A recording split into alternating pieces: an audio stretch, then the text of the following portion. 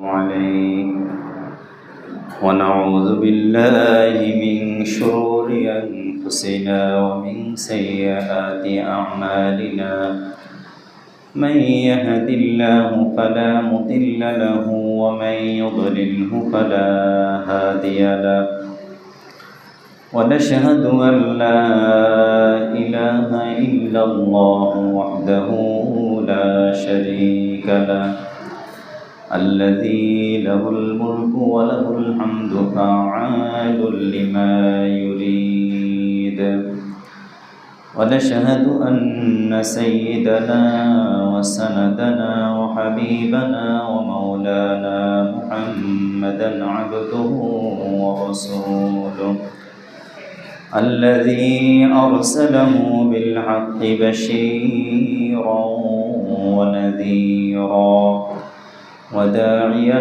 إلى الله بإذنه وسراجا وقمرا منيرا أما بعد فقد قال الله تعالى في كلامه المجيد وفي فرقانه الحميد সবাই পড়ি আউযু বিল্লাহি মিনাশ শাইতানির রাজীম বিসমিল্লাহির রাহমানির রাহিম ইন্না ইদ্দাতাশ শুহুরি ইনদাল্লাহি عشر شهرا في كتاب الله يوم خلق السماوات والأرض منها أربعة حرم ذلك الدين القيم فلا تظلموا فيهن أنفسكم وقاتلوا المشركين كافة كما يقاتلونكم كافة واعلموا أن الله مع المتقين وقال رسول الله صلى الله عليه وسلم أفضل الصيام بعد رمضان شهر الله المحرم أو كما قال عليه الصلاة والسلام সবাই দুরূদ শরীফ পড়ি আল্লাহুম্মা সাল্লি আলা মুহাম্মাদিন ওয়া আলা আলি মুহাম্মাদ কামা সাল্লাইতা আলা ইব্রাহিম ওয়া আলা আলি ইব্রাহিম ইন্নাকা হামিদুম মাজিদ আল্লাহুম্মা বারিক আলা মুহাম্মাদিন ওয়া আলা আলি মুহাম্মাদ كما باركت على إبراهيم وعلى آل إبراهيم إنك حميد مجيد بلغ العلا بكماله كشف الدجى بجماله حسنت جميع خصاله صلوا عليه وآله সবাই কেমন আছেন? আল্লাহ রাব্বুল আলামিনের অসংখ্য অগণিত শুকরিয়া আদায় করি, যিনি আমাদেরকে একটি নতুন বছরের নতুন মাস, প্রথম মাস মুহররম মাসের আজকের এই দ্বিতীয় জুমায়, মুহররম মাসের অষ্টম দিবস 1447 হিজরি সন শুরু হয়েছে। আমাদের জীবন থেকে আস্তে আস্তে একটি বছর, একটি সময় অতিক্রম হয়েছে। আল্লাহ তাআলার অসংখ্য শুকরিয়া আদায় করি যে আল্লাহ তাআলা আমাদেরকে আজকের এই পবিত্র জুমার দিনে আল্লাহর ঘরে আসার তৌফিক দিয়েছেন। এজন্য সেই মহান মুনিবের দরবারে তারই শেখানো ভাষায় আমরা তারই জবান দিয়ে শুকরিয়া আদান করি আলহামদুলিল্লাহ। সাথে সাথে লক্ষ কোটি দরুদ সালাম পেশ করছি আমাদের প্রিয় নবী জনাব রাসূলুল্লাহ সাল্লাল্লাহু আলাইহি ওয়াসাল্লামের প্রতি। সবাই পড়ি সাল্লাল্লাহু আলাইহি ওয়াসাল্লাম। আমি প্রথমেই মহান আল্লাহ দরবারে শুকরিয়া আদায় করি, দীর্ঘ 2 সপ্তাহ পরে আপনাদের সামনে কথা বলার জন্য বসতে পেরেছি। আপনারা সবাই আমার জন্য দোয়া করেছেন, বিশেষ করে মসজিদ পরিচালনা কমিটির পক্ষ থেকে আমার জন্য বিশেষভাবে দোয়া চাওয়া হয়েছে। অনেকে বাসায় গিয়ে খবর নিয়েছেন, অনেকে ফোন করে খবর নিয়েছেন। সকল মুসল্লিদের নেক দোয়ায় আল্লাহ তাআলা যে আমাকে আবার আপনাদের সামনে কথা বলার সুযোগ দিয়েছেন, এজন্য সেই মহান আল্লাহর শুকরিয়া আদায় করে পড়ি আলহামদুলিল্লাহ। আমি সবার কাছে আন্তরিক কৃতজ্ঞতা প্রকাশ করছি। শারীরিক অসুস্থতা এটা দিয়েছেন কে? আল্লাহ। আবার সুস্থ যিনি করেন তিনি কে? আল্লাহ। হযরত ইব্রাহিম আলাইহিস সালাম তিনি আল্লাহ তাআলার কিছু শক্তি কুদরত জাতির সামনে তুলে ধরেছিলেন। জাতি জানতে চেয়েছিল যে তুমি যে আল্লাহর উপাসনা করো, যার ইবাদত করো, যার বান্দেগি করো, তার কিছু বৈশিষ্ট্য আমাদের সামনে তুলে ধরো। তিনি বলেছেন হুয়াল্লাযী ইউতঈমুনি ওয়া ইয়াসকিন ওয়াল্লাযী ইউমীতুনি ওয়া ইয়াহয়িন, যে আমি তো ওই আল্লাহর ইবাদত করি, ওই আল্লাহর সামনে মাথা ঝুঁকাই, সেজদা করি ওই আল্লাহর সামনে যিনি আমাকে জীবন দিয়েছেন, আবার আমাকে কি মৃত্যুও দিবেন, যিনি আমাকে খাওয়ান, যার অনুগ্রহে আমি এই পৃথিবীর আলো বাতাস নিচ্ছি। প্রত্যেকটা শ্বাস প্রশ্বাসে আমি আল্লাহ তাআলার শুকরিয়া আদায় করে যদি বা আমরা সেজদায় অবনত হয়ে শুকরিয়া আদায় করে সারা জীবন শেষ করে দিই, একটা শ্বাস প্রশ্বাস যে আল্লাহ তাআলা আমাদেরকে দিয়েছেন এর কৃতজ্ঞতা প্রকাশ করে শেষ করতে পারব না। আল্লাহু আকবার। তিনি বলেছেন ওয়াইজা মারিদতু ফাহুয়া ইয়াশফিন, যে আমি যখন অসুস্থ হই ওই আল্লাহই আমাকে আবার সুস্থ করেন। একই সাথে আমিও অসুস্থ, আমার সহকারী ইমাম সাহেব, মুয়াজ্জিন সাহেব তিনিও বেশ অসুস্থ হয়ে পড়েছেন। এই দুজনের অনুপস্থিতিতে শফিউল্লাহ ভাই এবং আবু রায়হান ভাই আপনাদের দিয়ে মসজিদ পরিচালনা করেছেন। তো আপনারা যে ধৈর্য এবং সহনশীলতার সাথে, আন্তরিকতার সাথে নিয়মিত নামাজ আদায় করেছেন, আল্লাহ তাআলা যেন আপনাদেরকে দুনিয়া এবং আখিরাতে উভয় জাহানের সার্বিক সফলতা এবং কামিয়াবি দান করে দেন বলে আমিন। মুহররম মাসের আজকে যেহেতু 8ম দিবস, আর 2 দিন পরেই আশুরা। আশুরা শব্দের অর্থ হলো 10ম, যেটি আমরা সবাই জানি যে মুহররমের 10 তারিখকে আশুরা বলা হয়। এই দিবসটির তাৎপর্য, গুরুত্ব এবং ফজিলত অপরিসীম। শুধুমাত্র একটি বছর অতিক্রম হওয়ার মধ্যে সীমাবদ্ধ নয়, আমরা কেমন যেন একটা বিশাল ইতিহাস এবং ঐতিহ্যের দিকে ফিরে যাচ্ছি। মুহররম মাস আসলেই আমাদের হৃদয় পটে আশুরার দিবসের তাৎপর্যের কথা মনে ওঠে। যে প্রিয় নবী রাসূল করিম সাল্লাল্লাহু আলাইহি ওয়াসাল্লাম মক্কার বিস্তীর্ণ জমিনে তিনি ইসলামের দাওয়াত দিয়েছেন। মুষ্টিমেয় কিছু মানুষ তার ডাকে সাড়া দিয়েছিলেন। অধিকাংশ মানুষই নবীজির দাওয়াত গ্রহণ করে নাই। আল্লাহ তাআলা তাকে নির্দেশ দিলেন, আপনি মাতৃভূমি ছেড়ে মদিনায় হিজরত করে যান। হযরত ওমর রাদিয়াল্লাহু তাআলা আনহু তার খেলাফত আমলে তিনি সিদ্ধান্ত গ্রহণ করেছেন যে প্রিয় নবী রসুল করিম সাল্লাল্লাহু আলাইহি ওয়াসাল্লামের হিজরতের তারিখ থেকেই আরবি হিজরি সন গণনা শুরু হবে। জোরে বলেন সুবহানাল্লাহ। কেন তিনি হিজরতের তারিখ থেকে হিজরি সনের ঘোষণা দিলেন? কারণ হিজরত শব্দের অর্থ হল ত্যাগ করা, যে আল্লাহর জন্য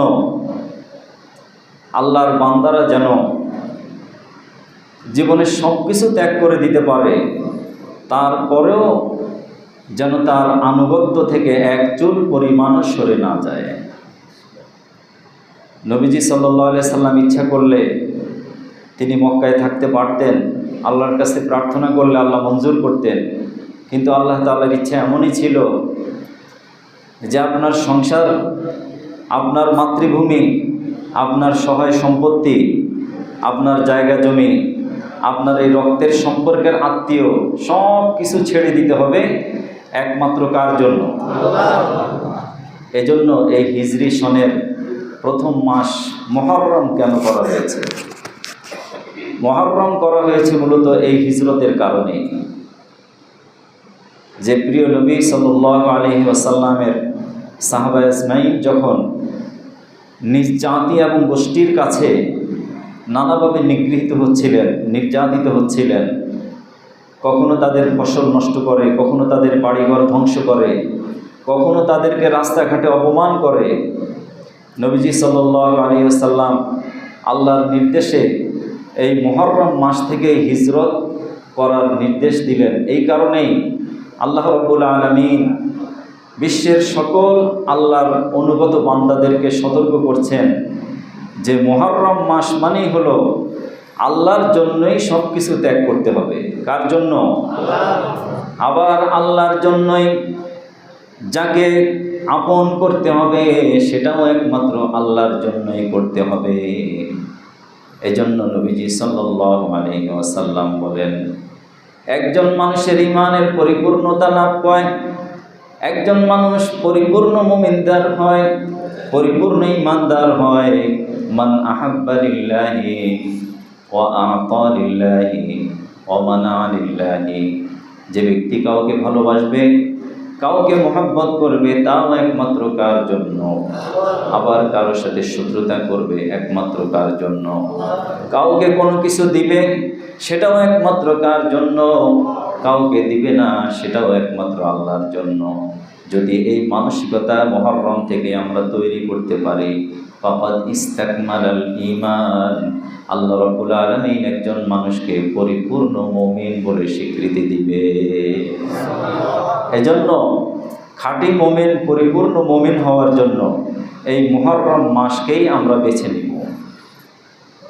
আর মুহররমকে আমাদের প্রিয় নবী সাল্লাল্লাহু আলাইহি ওয়াসাল্লাম বলেছেন আল্লাহর মাস, শাহরুল্লাহ। আল্লাহ তাআলার নামের সাথে এই মুহররম মাসকে যুক্ত করেছেন। কেন করেছেন? মুহররম শব্দের অর্থ হলো হারাম বা সম্মানিত। চারটি হারাম মাস অর্থাৎ আল্লাহর কাছে সম্মানিত মাসসমূহের মাঝে মুহররম মাস অন্যতম একটি মাস। এই মাসে যুদ্ধ বিগ্রহ, ঝগড়া, হানাহানি, হিংসা, বিদ্বেষ সব কিছু আগে চলমান ছিল। তারপরেও জাহিলি যুগে মুসলমানরা, কাফেররা সবাই এই মাসগুলোকে সম্মান করত। কিন্তু তাদের মধ্যে একটা কৌশল ছিল, তারা অন্যায় অপরাধ করার জন্য নিজেরা এই মাসকে পরিবর্তন করে দিত। নিজেদের ইচ্ছা মতো মুহররম মাসকে তারা বলতো যে এটা মুহররম না, এটা সফর। নিজেরাই এটা পরিবর্তন করে দিত। এজন্য আল্লাহ তাআলা তাদেরকে সতর্ক করে বলছেন, ইন্নামান নাসিউ জিয়াদাতুন ফিল কুফরি, যে মাসকে আগে পিছনে করা এটা কুফরি ছাড়া আর কিছু নয়। যেহেতু মাস, কোন মাসের পরে কোন মাস এটা নির্ধারণ করে দিয়েছেন কে? এটা পরিবর্তনের ক্ষমতা কোনো মানুষকে দেওয়া হয় নাই। নবীজি সাল্লাল্লাহু আলাইহি ওয়াসাল্লাম বলেন, ইন্নাজ জামানা ক্বাদ ইস্তাদারা বিহায়াতিহি, নিশ্চয় সময় তার নিজের গতিতে চলমান। সময় কারোর জন্য অপেক্ষা করে না। নদীর স্রোত কারের জন্য অপেক্ষা করে না, করে? স্রোত চলমান, সে চলছে তো চলছেই, সময়ও ঠিক তার গতিতে সে চলমান। এই ইন্নাস জামানা ক্বাদ ইস্তাদারা বিহায়াতিহি ইয়াওমা খালাকাস সামাওয়াতি ওয়াল আরদি, যেদিন আল্লাহ তাআলা এই 7 আকাশ 7 জমিন এত দুভয়ের মাঝে গাছপালা, নদ নদী, পাক পাখালি, পাহাড় পর্বত, এই বিস্তীর্ণ জমিন, এই আকাশ, এই নবমণ্ডল ভূমণ্ডল তৈরি করেছেন, তখন থেকেই আল্লাহর নিজাম, সময় চলমান, এটা কারোর জন্য অপেক্ষা করে না। ওই সময় থেকে আল্লাহ রাব্বুল আলামিন মানুষ যেন চলতে পারে, মানুষ যেন হিসাব রাখতে পারে, মানুষ যেন তার আগের পরের সব কিছু হিসাব করে আল্লাহর আনুগত্য করতে পারে, এই জন্য আল্লাহ রাব্বুল আলামিন মানুষের জন্য 12টি মাস নির্ধারণ করে দিয়েছে। এবং তিনি এটা তৈরি করে দিয়েছেন, কোনো মানুষ এটা পরিবর্তন করার ক্ষমতা রাখে না। এই জন্য মুহতারাম হাজিরিন, এই মুহররম মাস কেন এত বেশি সম্মানিত? এই মুহররম মাসের 10ম তারিখ, যেটাকে আমরা আশুরা বলি, এই তারিখটি প্রিয় নবী রাসূল করিম সাল্লাল্লাহু আলাইহি ওয়াসাল্লাম এত বেশি গুরুত্ব দিতেন। হযরত হাফসা রাদিয়াল্লাহু তাআলা আনহা, যিনি হযরত ওমর রাদিয়াল্লাহু তাআলা আনহুর মেয়ে ছিলেন, হযরত আবু বকর রাদিয়াল্লাহু তাআলা আনহুর আরেকজন মেয়ে ছিল, তার নাম কি? হযরত আয়েশা। 4 জন খলিফা, 4 খলিফার মধ্যে 2 জন খলিফা নবীজির শ্বশুর আর 2 জন জামাই। জোরে কোন সুবহানাল্লাহ। শ্বশুর 2 জনের নাম কি? হযরত আবু বকর এবং ওমর রাদিয়াল্লাহু তাআলা আনহু। আর জামাই 2 জন কে? হযরত ওসমান, হযরত আলী রাদিয়াল্লাহু তাআলা আনহু। এই হযরত ওমর রাদিয়াল্লাহু তাআলা আনহুর মেয়ে হাফসা রাদিয়াল্লাহু তাআলা আনহা হাদিস শরীফে বর্ণনা করেন, নবীজি সাল্লাল্লাহু আলাইহি ওয়াসাল্লাম রমজানের রোজার পরে, রমজানের রোজা বাদে মুহররমের রোজাকে বেশি গুরুত্ব দিতেন এবং বিশেষ করে আশুরার রোজা তিনি কখনো ছেড়ে দিতেন না। এর কারণ কি? এর কারণ হলো যে নবীজি সাল্লাল্লাহু আলাইহি ওয়াসাল্লাম যখন মক্কা থেকে হিজরত করে মদিনায় গেলেন, মদিনায় যাবার পরে তিনি দেখতে পেলেন সেখানকার মানুষেরা এই আশুরার দিনে রোজা রাখে। তারা এই দিনটিকে বিশেষভাবে উদযাপন করে রোজা রেখে। নবীজি বললেন, মা হাজা, কি কারণে তোমরা আজকের এই দিনে রোজা রাখো? কি উদ্দেশ্যে? তারা বলল, কদ আনজাল্লাহু মূসা মিন আদুবিহিম আই মিন কওমি ফিরআউন, যে আল্লাহ তাআলা বনি ইসরাইলকে এই দিবসে ফিরআউনের কবল থেকে মুক্তি দিয়েছেন।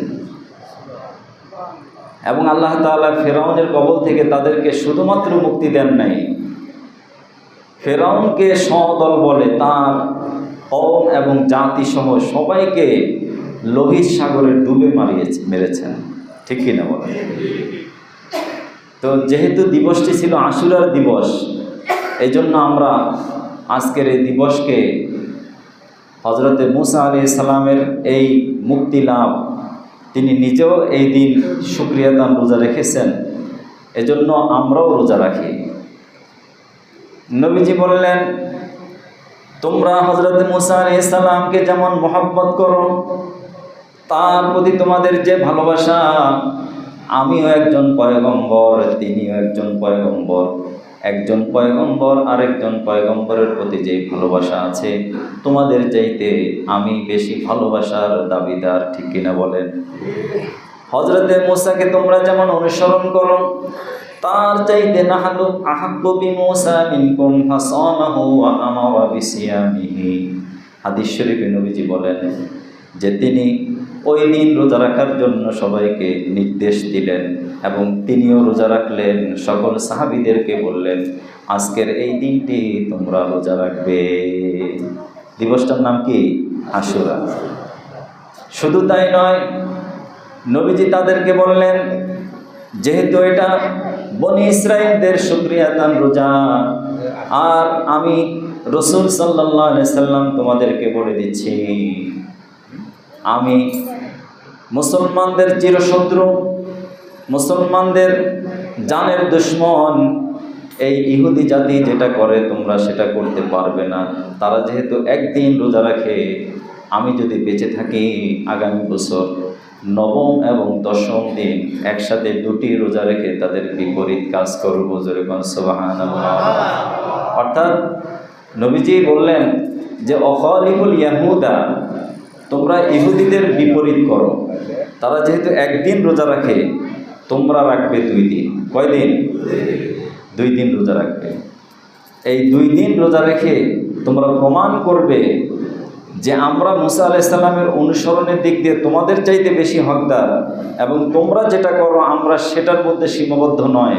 আমরা নবম, দশম, অথবা এক বর্ণনায় আছে 10ম এবং 11তম, অর্থাৎ 10ম তারিখ সাথে দ্বিতীয় দিন 11তম দিন, অথবা নবম, দশম, এই 2 দিন রোজা রেখে আমরা হযরত মুসা আলাইহিস সালামের ওই ফিরআউনের কবল থেকে মুক্তি পাওয়ার দিবসটি উদযাপন করব। সুবহানাল্লাহ। তাহলে আমরা বুঝলাম যে আশুরার দিবসের 1 নম্বর আমল হলো রোজা রাখা। 1 নম্বর আমল কি? রোজা রাখা। যেহেতু আজকে 8 তারিখ, আগামীকালকে 9 তারিখ, যদি সম্ভব হয় যারা সুস্থ আছি আগামীকালকে এবং এরপর দিন অর্থাৎ শনিবার এবং রবিবার 2 দিন রোজা রাখব। আর যদি সম্ভব না হয় অর্থাৎ রবিবার এবং সোমবার 10ম তারিখ এবং 11তম তারিখ, এই 2 দিন রোজা রাখব। তবে রমজানের রোজা ফরজ হওয়ার আগে এই আশুরার রোজাটা ফরজ ছিল। নবীজি সাল্লাল্লাহু আলাইহি সাল্লাম কোনো সময় আশুরার রোজাকে তিনি ছাড়েননি। যখনই রমজানের রোজার ফরজিয়াত নাজিল হলো, তখনই এটা ঐচ্ছিক এবং মুস্তাহাব পর্যায়ে চলে আসছে। এখন কেউ যদি ইচ্ছা করে রাখতে পারে, আর কেউ যদি ইচ্ছা করে নাও রাখতে পারে। তবে রাখলে কি পরিমাণ সওয়াব, নবীজি সাল্লাল্লাহু আলাইহি ওয়াসাল্লাম বলেছেন, ইন্নী আহতাসিবু আলাল্লাহ সিয়াম ইয়াউমি আশুরা, ইন্নী আহতাসিবু আলাল্লাহি আন ইউকাফিরাস সানাতাল্লাতী ক্বাবলাহু আও বা'দাহু। আশুরার দিনে রোজা রাখার ব্যাপারে আমি আল্লাহর কাছে এতটুকু আশা রাখি, এতটুকু আমি আকাঙ্ক্ষা রাখি, বিগত 1 বছরের রোজা রাখার সমতুল্য সওয়াব দান করবেন যিনি, তিনি কে? সিয়াম ইয়াউমি আশুরা ইন্নী আহতাসিবু আলাল্লাহি আন ইউকাফিরাস সানাতাল্লাতী ক্বাবলা। যে বিগত 1 বছর যদি কোনো সগীরা গুনাহ হয়ে থাকে, সমস্ত সগীরা গুনাহ এই আশুরার দিন এবং তার আগের দিন, এই 2 দিন রোজা রাখলে আল্লাহ তাআলা মাফ করে দিবেন। আর কবিরা গুনাহের জন্য একান্ত তওবা করতে হবে। এজন্য তওবার কথাও এই আশুরার দিবসের সাথে সম্পৃক্ত আছে।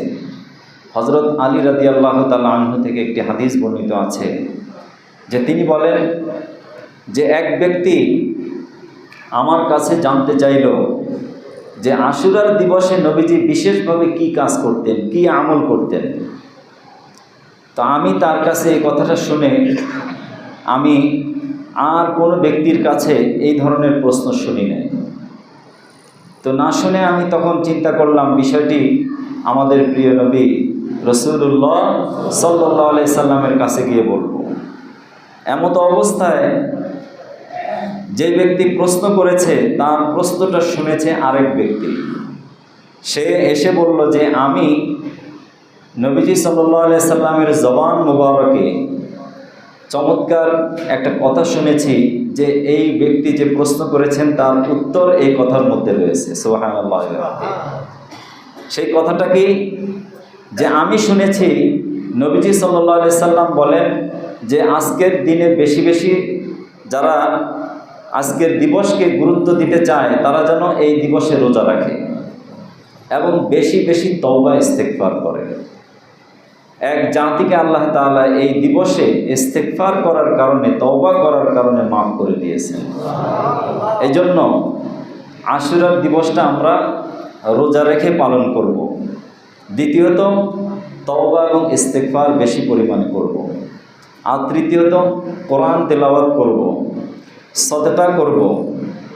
বিশেষ করে আশুরার দিবসে যে ঘটনাটি আমাদের প্রত্যেকের সামনে দৃশ্যমান, আমরা সবাই যে ঘটনার জন্য সবাই খুবই দুঃখিত, মর্মাহত, এবং এই বেদনা আমাদেরকে সব সময় খুবই কষ্ট দেয় যে নবীজি সাল্লাল্লাহু আলাইহি সাল্লামের প্রিয় দৌহিত্র হযরত ফাতেমা এবং হযরত আলী রাদিয়াল্লাহু তাআলা আনহুর কলিজার টুকরা ইমাম হুসাইন রাদিয়াল্লাহু তাআলা আনহু সেই হিজরি 61 সনে কারবালার প্রান্তরে অত্যন্ত নির্মমভাবে, নির্দয়ভাবে তিনি এবং আহলে বাইতের 72 জন সদস্য ইয়াজিদ বাহিনী কর্তৃক অত্যন্ত নির্মমভাবে শাহাদাত বরণ করেছেন। ঠিক কিনা বলেন? এই শাহাদাত থেকে আমরা কি শিক্ষা লাভ করি? মূলত কারবালার ঘটনা আমাদেরকে কি শিক্ষা দেয়? তিনি ইচ্ছা করলে এজিদের বশ্যতা স্বীকার করতে পারতেন, এজিদের কথা মেনে নিতে পারতেন। এজিদ তাকে প্রস্তাব দিয়েছে যে আমার পক্ষ থেকে আপনার কাছে প্রস্তাবনা যে আপনি শুধুমাত্র ইবাদত বন্দেগীতে থাকেন, ওখানে সুযোগ সুবিধা যা লাগে সব দেব। আমার এই প্রশাসনিক, রাজনৈতিক, এই যে দেশ পরিচালনা, এই সমস্ত বিষয় নিয়ে আপনার মাথা ঘামানোর কোনো প্রয়োজন নেই। আপনি আপনারটা নিয়ে থাকেন, আমি আমারটা নিয়ে থাকি, আপনার যা যা প্রয়োজন আমি এখান থেকে দিয়ে দেব। তিনি মেনেছেন? মানেন নাই। তিনি বলেছেন শুধু রান্নাঘরে ইসলাম চলবে না, ইসলাম শুধুমাত্র রান্নাঘরের মধ্যে সীমাবদ্ধ নয়। একজন মুসলমানের জন্ম থেকে মৃত্যু পর্যন্ত প্রত্যেকটা ক্ষেত্রে ইসলামের সঠিক দিক নির্দেশনা আছে না নাই? আছে। অতএব তিনি বললেন আমি শুধুমাত্র মসজিদে মাদ্রাসায় বসে থাকব, আর আপনি রাষ্ট্র পরিচালনা করতে গিয়ে সাধারণ মানুষের উপরে জুলুম করবেন, নির্যাতন করবেন, আপনার নিজস্ব আইন, নিজস্ব মতামত জনগণের উপরে চাপিয়ে দিবেন। আমি নবী দৌহিত্রের হয়ে, আমি নবীর বংশের সন্তান হয়ে কিভাবে এটা সহ্য করব? তিনি এই প্রস্তাব মেনে নিলেন না। তিনি বললেন ধর্ম এবং প্রশাসন সব অভিন্ন, একটাই হতে হবে। ঠিক কিনা বলে? ধর্ম চলবে যার, কার কার নির্দেশে? আর প্রশাসনও চলবে কার নির্দেশে? কারণ সৃষ্টি যার, আইন চলবে কার? তিনি মাথা নত করেন নাই। তাই বলে কি তিনি হেরে গিয়েছেন? ইতিহাস সাক্ষী। আমরা লক্ষ লক্ষ কোটি কোটি সন্তানদেরকে দেখি হুসাইন নাম রাখতে, কিন্তু আজ পর্যন্ত কারো নাম শুনেছেন যে বাবা খুশি হয়ে ইয়াজিদ নাম রাখছে? শুনেছেন? আছে আমাদের দেশে কেউ ইয়াজিদ নামে কেউ আছে? সারা থাকতে পারে। তুমি শুনেছো কোথাও? দেখছো? নাই। সারা পৃথিবীতে কোথাও ইয়াজিদ নামে কোনো ব্যক্তি নাই। কারণ ইয়াজিদ যে আল্লাহর কাছে অপছন্দের মানুষ, আর হযরত হুসাইন রাদিয়াল্লাহু তাআলা আনহু যে আল্লাহর কাছে পছন্দের মানুষ, এটা আল্লাহর দরবারে তখনই মঞ্জুর হয়ে গেছে। এজন্য কোনো মানুষ তার সন্তানকে হুসাইন নাম রাখে, কিন্তু ইয়াজিদ নাম রাখে না। এজন্য মুহতারাম হাজিরিন, আজকের এই জুমা থেকে আমরা যেটা শিখলাম যে আশুরার দিবসে আমরা রোজা রাখবো ইনশাআল্লাহ। আর আমাদের যেটা বর্জনীয়, যেটা করব না, নবীজি যেটা করতে বলেননি সেটা আমরা করব না।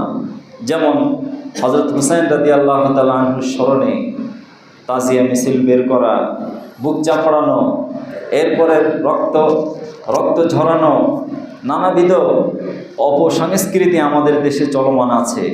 শুধুমাত্র আমাদের দেশে নয়, বাংলাদেশ, ভারত, পাকিস্তান, এই তিনটা দেশেই এই বিষয়টি বেশি দেখা যায়। ঠিক কিনা বলেন? এজন্য আমরা এগুলোকে পরিহার করার চেষ্টা করব। আমাদের সন্তানদেরকেও বলবো, আমাদের মা বোন যারা আছে তাদেরকেও বলবো যে আশুরার দিনে যেন আমরা রোজা রাখতে পারি। আরেকটা দুর্বল সনদের হাদিস রয়েছে যে আশুরার দিন এত বেশি তাৎপর্যপূর্ণ কেন, যে হযরত নূহ আলাইহিস সালাম তিনি তার কিস্তিকে যদি পাহাড়ে এই আশুরার দিবসে তিনি ভিড়িয়েছিলেন এবং সেখানে তিনি মুক্তি লাভ করেছেন। হযরত আইয়ুব আলাইহিস সালাম রোগমুক্ত হয়েছেন। এভাবে নানাবিধ বর্ণনা রয়েছে, কিন্তু সঠিক বর্ণনা হলো নাজ্জাল্লাহু বিমূসা মিন আদুবিহিম, যে আশুরার দিবসের সবচেয়ে গুরুত্বপূর্ণ এটাই যে আল্লাহ তাআলা জালিমের কবল থেকে মজলুম হযরত মূসা এবং তার অনুসারীদেরকে রক্ষা করেছেন। এজন্য আশুরার দিবস আমাদেরকে শিক্ষা দেয় যে অন্যায়ের কাছে, অপরাধের কাছে কখনো মাথা নত করা যাবে না। সর্ব অবস্থায় আল্লাহর আনুগত্য এবং আল্লাহর জীবন বিধানকে মেনে নেওয়ার মধ্যেই শান্তি এবং কামিয়াবি। আল্লাহ তাআলা যেন আমাদেরকে সেই তৌফিক দান করে দেন। সবাই বলি আমিন। ওয়া আখিরু দাওয়ানা আলহামদুলিল্লাহি রাব্বিল আলামিন। সম্মানিত মুসল্লিয়ান কিরাম, গত জুমায়